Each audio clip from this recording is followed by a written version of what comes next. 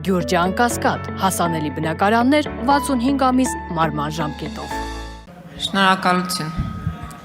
Պարոն Վարդանյան, ես էլ պիտի երկրորդեմ պարոն Մինասյանին, ափսոսում եմ, որ դուք եք ներկայացնում,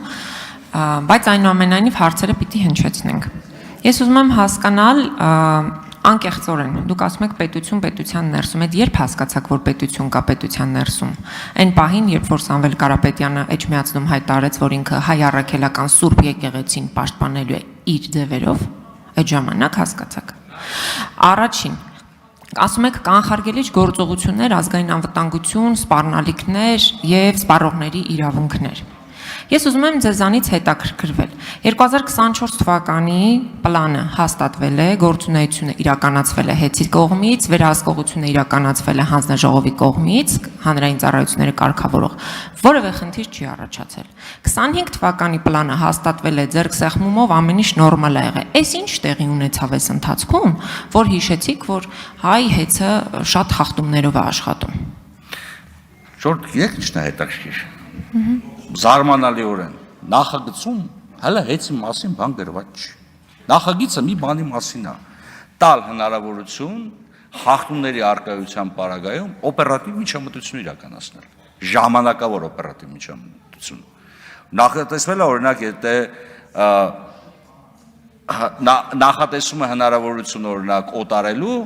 այս կամ այն ընկերության բաժնետոմսերով պետություն ունենա ձեռքբերման նախապատվության իրավունք։ Վատ է, որ դա նախատեսում ենք։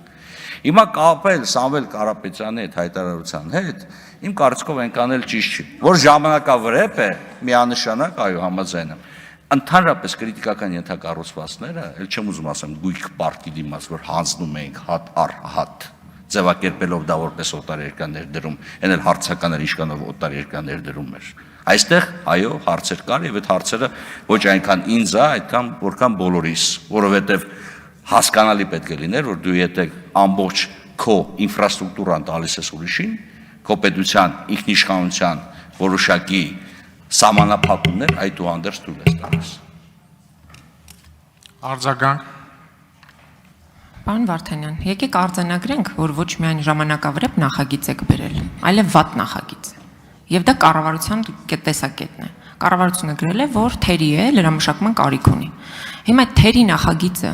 այսքան հապշտապ բերելու, զեկուցելու, անցկացնելու իմաստը, քաղաքական, իրական նպատակը, ազնվորեն ասեք որն է։ Սա առաջին։ Երկրորդ, բարձրավորդ էլեկտրական ցանցերը, որ պետական կառավարման ներքո են, 10 տարուց ավել որևէ բան չի արվել Հայաստան-Իրան, Հայաստան-Վրաստան էլեկտրականների կառուցման ուղղությամբ։ Այսինքն ձեր համար լավ կառավարումը սա է, երբ որ ինչ խոստացվել է, չի արվել, դուք 8 տարվա պատասխանատուն եք։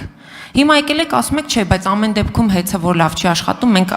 միջամտելու հնարավորություն ունենք։ Բա որ միջամտելու հնարավորության մասին եք խոսում, բա միջամտեք, թող այդ էլեկտրականները կառուցվեն, որոնք մեր համար ռազմավարական նշանակություն ունեն։ Չեք արել։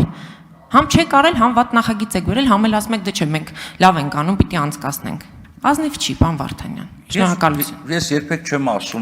Ես երբեք չեմ ասում, բանա, պիտի անցկացնենք։